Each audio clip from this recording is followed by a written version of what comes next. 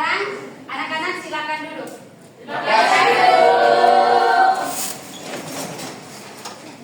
Oke, sebelum memulai pembelajaran, saya minta satu orang dulu untuk angkat tangan. Saya Pak. Oke, silakan. Berdiri semua ya. Sebelum berdoa, kita awali dengan yel-yel untuk mulai berdoa. Sama-sama ya teman-teman. Jari jempol, jari tunjuk, jari tengah, jari manis pakai cincin, jari kelingking ku sayang, ku berhitung 1, 2, 3, 4, dan 5. Jangan tutup mata, mari kita berdoa. Dalam nama Bapa dan Putra dan Roh Kudus, amin. Sama-sama. Salam Maria. Salam Maria, penuh rahmat, Tuhan sertamu. Terpujilah engkau di antara wanita, dan terpujilah buah tubuhmu Yesus. Santa Maria, Bunda Allah, doakanlah kami yang berdosa ini, sekarang dan waktu kami mati. Amin. Dalam nama Bapa dan Putra dan Roh Kudus, amin. Baik, tepuk tangan untuk senang sore. Silakan duduk di sana.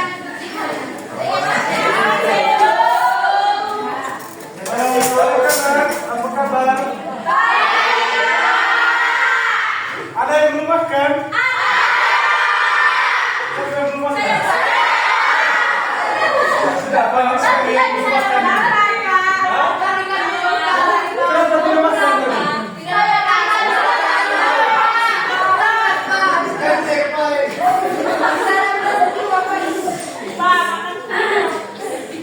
Saya minta kursi satu kan?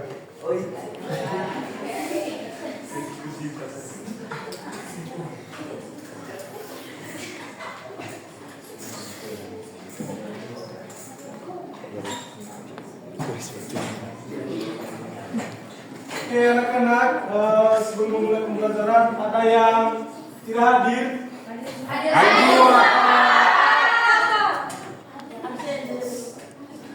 Oke, kita absen saja ya. Iya.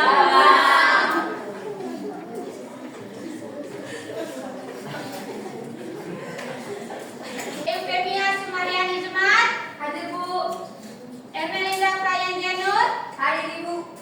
Patricius Buyandana, Hadir Bu. Thomas Teddy Musahandi, Datang Bu. Teresia Dua, hadir Bu. Baik, semuanya hadir ya. Iya.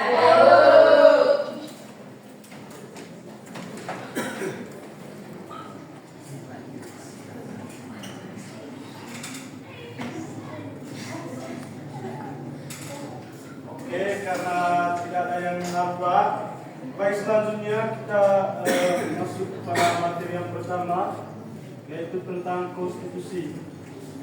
Oke, anak-anak, sebelum memulai pembelajaran, silakan kalian menjawab pertanyaan ini dulu.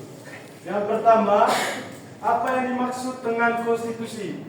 Silakan. Saya Pak, konstitusi adalah hukum dasar atau aturan tertinggi yang menjadi landasan bagi penyelenggaraan suatu negara. Oke, terima kasih. Kemudian, tepuk tangan dulu untuk Yen yang sudah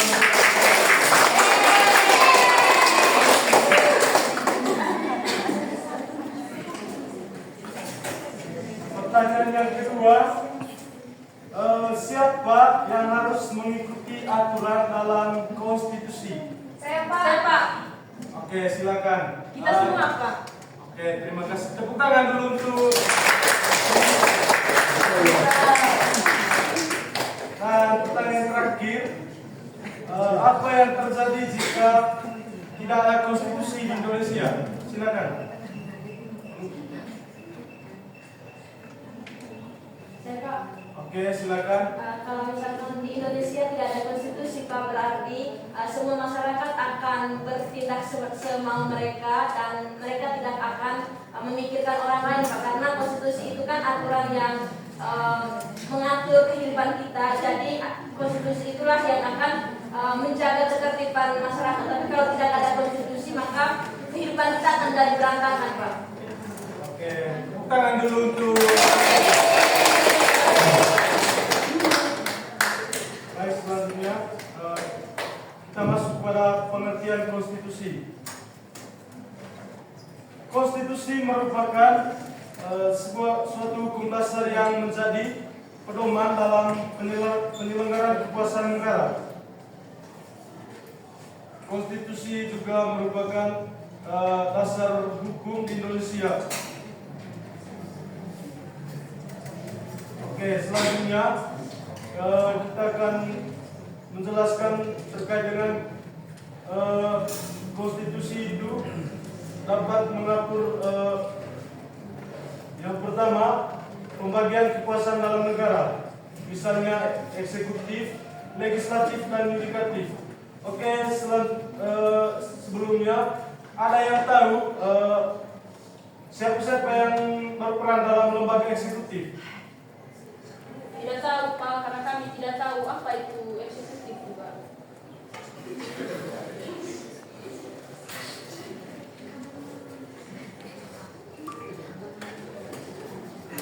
Oke, jadi lembaga eksekutif itu adalah lembaga yang menjalankan dan melaksanakan undang-undang.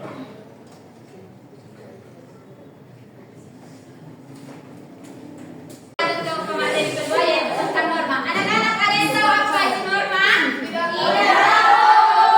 Pada Tersa. Norma adalah aturan atau ketentuan yang berlaku dalam suatu masyarakat dan digunakan sebagai pedoman, pegangan atau acuan perilaku yang dianggap pantas dan diterima. Baik, tepuk tangan untuk teman Tersa. Baik, pengertian norma adalah aturan atau pedoman yang mengatur perilaku manusia dalam kehidupan bermasyarakat. Baik, fungsi dari norma adalah sebagai standar atau tolak ukur untuk menentukan apakah suatu tindakan dianggap baik, benar, pantas, atau salah oleh masyarakat. Baik, tujuan dibuatnya norma adalah agar terciptanya kerukunan dan ketertiban di masyarakat. Baik teman-teman, ada macam-macam. Baik anak-anak, ada berbagai macam jenis norma. Ada yang tahu apa saja macam-macam norma? Baik.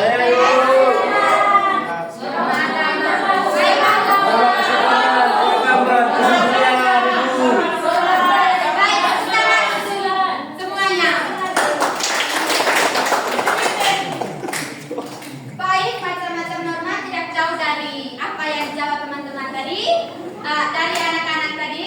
Yang pertama itu norma agama, yang kedua norma kesusilaan, yang ketiga norma kesopanan, yang keempat norma hukum. Baik, norma agama adalah aturan yang menjadi pedoman bagi manusia yang bersumber dari Tuhan Yang Maha Esa. Apa saja contoh dari ada yang tahu apa saja contoh dari norma agama? Tidak tahu. Baik, contohnya adalah berdoa dan sholat. Untuk sholat itu untuk yang agama Muslim.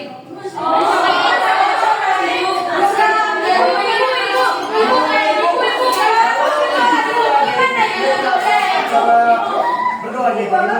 Ibu, kalau mereka sholat, ibu gimana ibu? Ibu tidak. Untuk agama Islam ya. Oh iya, betul sekali. Tepuk tangan untuk teman adik. Mereka juga pakai kerudung.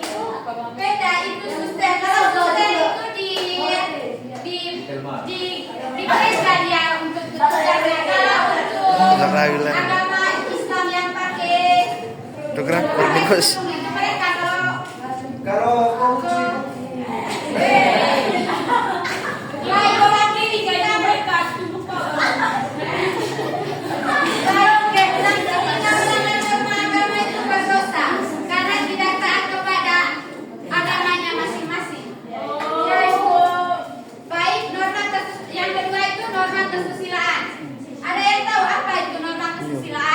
ada Ibu. Mengatur tinggal aku Ibu. Baik, tepuk tangan untuk kemarin. Ada tepuk tangan merah-merah.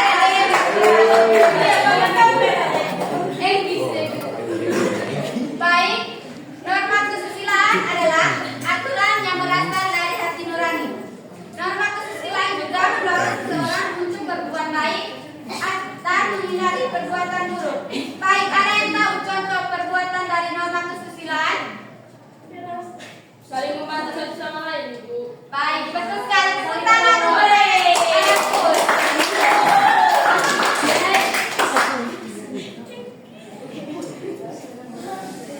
Baik, contohnya tidak jauh dari yang disebutkan oleh Ibu tadi, yaitu menolong, dan salah satunya juga itu jujur. Misalnya jujur itu ada teman dari ruangan ini kehilangan uang, dan bila ada salah satu teman yang menemukannya, lalu kita beritahu siapa yang kehilangan uang, dan lalu kita beri kepada teman yang kehilangan uang tersebut. Itu perbuatan yang tidak baik, itu tadi melanggar norma agama yang dimana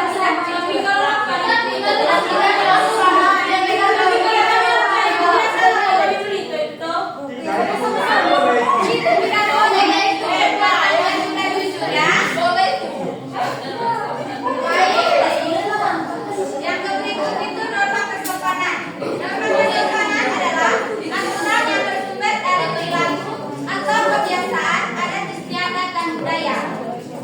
Ada yang tahu apa saja contoh dari norma kesopanan? Menghargai yang lebih tua, Ibu. Baik, tepuk tangan untuk Sensa.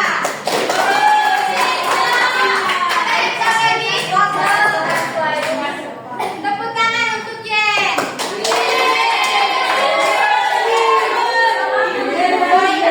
Dari apa yang disampaikan teman-teman, salah satu contohnya juga yaitu berpamitan ketika berangkat sekolah, berbicara dengan sopan kepada orang yang lebih tua dari kita. Yang berikut itu norma hukum. Norma hukum adalah aturan yang bersumber dari negara atau pemerintah yang diatur dalam undang-undang. Norma hukum bersifat memaksa, tujuannya untuk melindungi kepentingan masyarakat. Salah satu contohnya adalah tata tertib lalu lintas dan membayar pajak. Seperti kilang, Ibu. Ya, itu. Ya, itu termasuk salah satu dari norma hukum. Baik, sekian materi untuk hari ini. Mungkin ada anak-anak yang belum mengerti dengan materi yang kami paparkan. Sudah Ibu, bisa. saya ada pertanyaan. Iya, Baik, silakan Kak. Dan contohnya Ibu membayar pajak, terus Ibu uang yang kita kasih untuk siapa, Ibu? Oke. Terima kasih. Tadi di sini saya ingin menjawab. Jadi uang yang kita beri bayar pajak itu juga nanti akan dikembalikan kepada masyarakat. Contohnya adalah misalnya membangun jalan ke pedesaan gitu.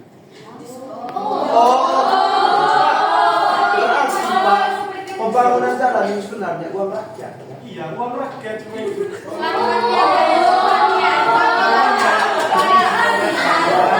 Berarti ini Pak sistemnya rakyat yang jadi sebab. Kami baru tahu, Pak. Saya tadi tahu, Pak. Kami beda, Pak. Karena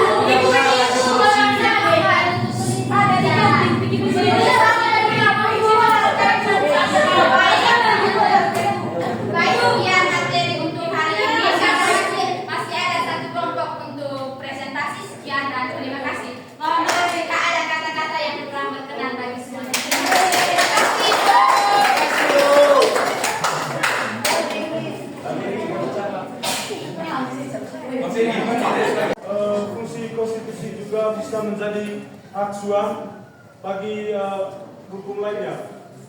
Konstitusi menjadi standar tertinggi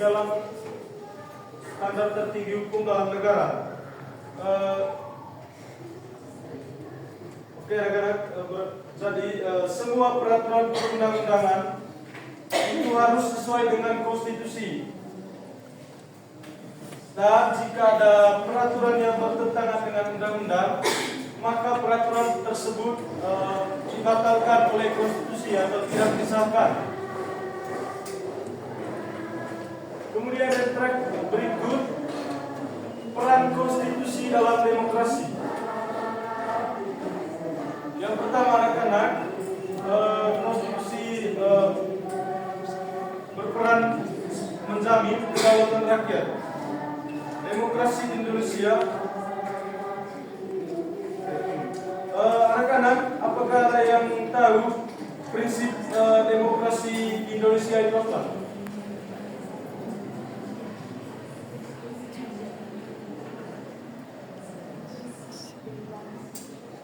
Tidak tahu, Pak. Tidak tahu. Saya, Pak. Oke, silakan. Prinsip-prinsip demokrasi di Indonesia itu adil, jujur, dan bebas. Oke, tepuk tangan dulu untuk Bella. Tadi demokrasi di Indonesia juga memegang prinsip utama, yaitu di mana kekuasaan tertinggi itu berada di tangan siapa? Rakyat. Oke, kita tepuk tangan itu semua. Anak-anak, konstitusi juga menjamin bahwa rakyat berperan aktif dalam proses politik, khususnya melalui pemilihan umum. Kemudian yang kedua, peran konstitusi yang kedua yaitu mengatur pemilu atau pemilihan umum. Di sini konstitusi mengatur mekanisme pelaksanaan pemilu agar berlangsung secara demokratis. Kemudian yang terakhir itu peran konstitusi yang terakhir itu menjamin hak sipil.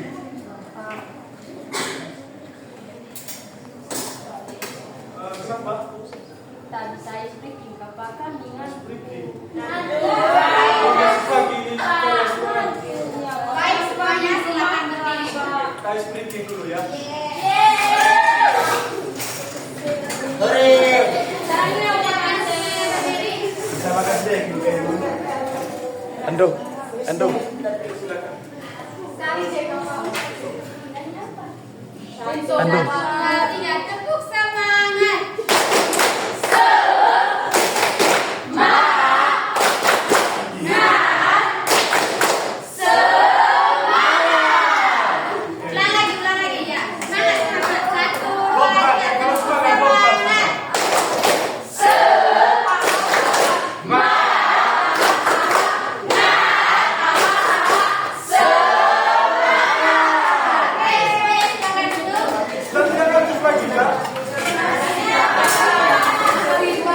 Semuanya pada tempatkan diri.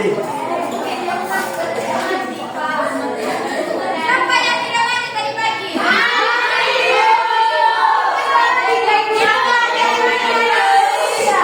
Bapak itu yang tidak mandi, katanya ada yang ngantuk. Kita dong. Sendiri saya ngaku. Aku tadi yang tidak ngerti. Banyak pasien tadi. Oke, semuanya biasa. Kita lanjut ya. Peran konstitusi yang terakhir itu menjamin hak sipil, di mana konstitusi di sini menjamin hak sipil dan politik. Misalnya aksi demo atau unjuk rasa itu merupakan hak setiap warga sipil. Kemudian berikut jenis-jenis konstitusi. Yang pertama, konstitusi tertulis. Konstitusi tertulis anak-anak itu dituangkan dalam dokumen resmi dan disusun secara sistematis. Contohnya tadi Undang-Undang Dasar. Yang kedua, tidak tertulis. Nah, konstitusi tidak tertulis ini bersumber dari kebiasaan, tradisi, dan bukan dokumen resmi. Contohnya itu adat di Manggarai ya, misalnya Pelis. Jadi itu merupakan suatu konstitusi yang secara tradisi atau terjadi secara turun-temurun. Kemudian yang ketiga, konstitusi politik. Konstitusi politik ini mengatur hubungan antara lembaga negara dan sistem pemerintahan. Yang terakhir yaitu konstitusi sosial. Ini mencerminkan nilai sosial dan cita-cita bangsa. Contohnya adalah gotong royong, membantu orang yang mengalami kesulitan. Oke, teman-teman, silakan berikan contoh kegiatan gotong royong dulu di lingkungan masyarakat. Contohnya bersih lingkungan, Pak. Oke, tepuk tangan dulu. Saya Pak. Bakti, tepuk tangan. Oke, ada lagi? Makan bersama. Dia ingat makannya, makanya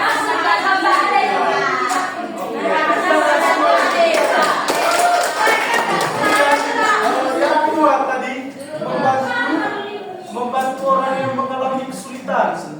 Mungkin ada yang bisa berikan contoh dulu untuk hal ini. Misalnya, kalau di dalam kelas ada yang tidak pindah pulpen, terus kita kasih pinjam. Oke, tepuk tangan.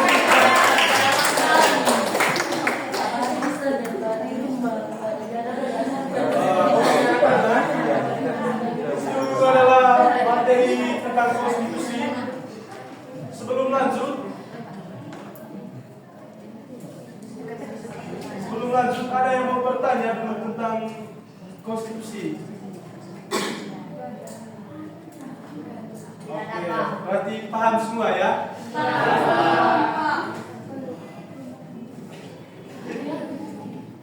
Selanjutnya kepada Ibu Tilan, silakan. Papa punya nama siapa, Pak? Oh iya, nama saya Pak Ferry Dari mana? dari Manggarai Timur. Pak, dari mana? Pak, berarti di Pak.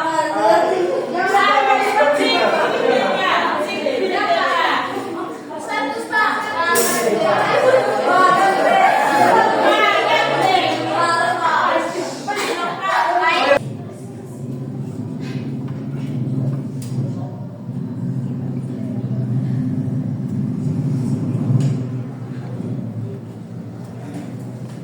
Yang kedua, konstitusi juga dapat mengatur hak dan kewajiban dalam negara.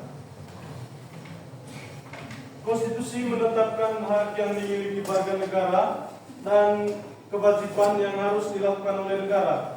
Contohnya anak-anak, masyarakat mempunyai hak untuk mendapatkan pendidikan dasar, dan negara juga mempunyai kewajiban untuk membayar pajak. Kemudian yang ketiga, prinsip dasar pemerintahan. Konstitusi di sini mengatur prinsip dasar dalam pemerintahan. Konstitusi juga menjelaskan bagaimana prinsip sistem pemerintahan yang dianut di Indonesia. Anak-anak, ada yang tahu sistem pemerintahan kita di Indonesia apa? Presidensial. Presidensial, oke. Tepuk tangan dulu. Oke. Presiden di Indonesia itu anak-anak merupakan kepala negara sekaligus kepala pemerintahan yang dipilih langsung oleh, ada yang tahu? Tepuk tangan. Yang terakhir adalah konstitusi dapat mengatur perubahan hukum atau peraturan yang berlaku. Di sini konstitusi mengatur bagaimana prosedur resmi jika suatu hukum perlu diubah. Contohnya adalah perubahan Undang-Undang Dasar 1945 hanya bisa dilakukan oleh ada yang tahu perubahan Undang-Undang Dasar itu dilakukan oleh siapa? Lembaga apa? DPR, Pak. DPR. Jadi anak-anak, perubahan Undang-Undang Dasar 1945 itu hanya bisa dilakukan oleh MPR melalui sidang dan membutuhkan persetujuan antara 2 sampai 3 anggota dan tidak sembarang juga anak-anak. Jadi untuk menyetujui perubahan undang-undang ini tidak harus melibatkan semua anggota MPR. Baik, yang berikut anak-anak, pengertian konstitusi secara etimologis.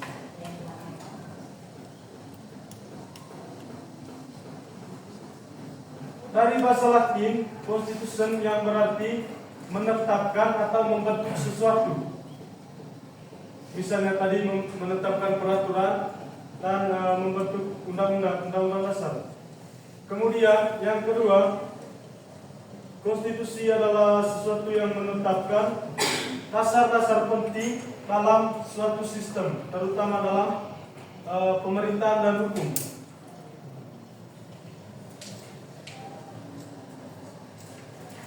Kemudian yang terakhir, contohnya adalah Undang-Undang Dasar 1945 menetapkan bentuk negara sebagai NKRI. Kemudian yang berikut, pengertian konstitusi menurut para ahli.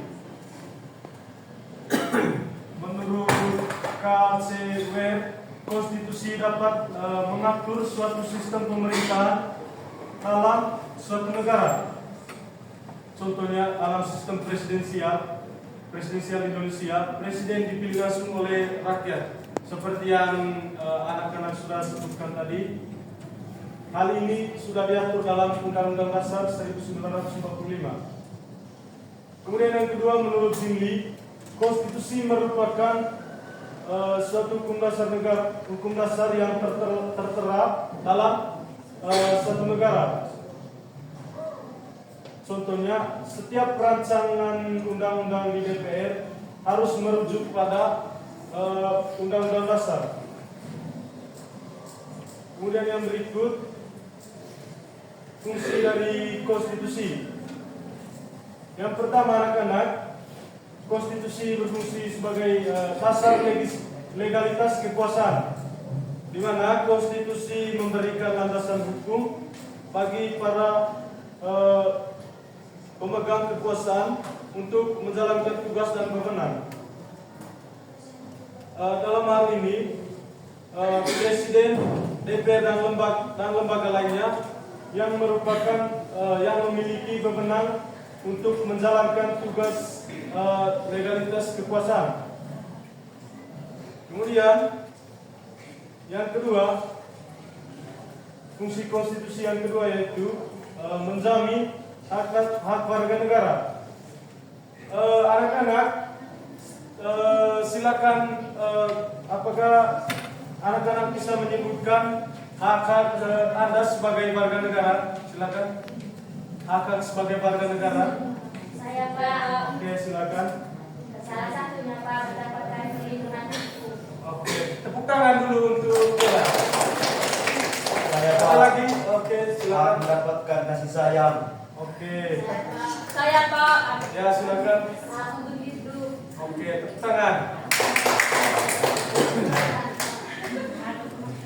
Oke,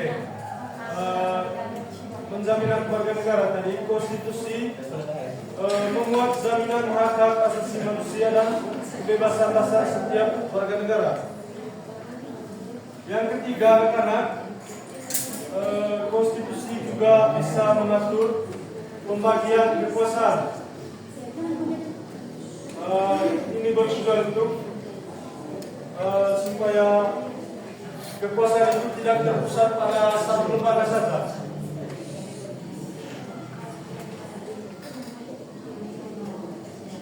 Contohnya tadi, lembaga legislatif yaitu untuk membuat undang-undang.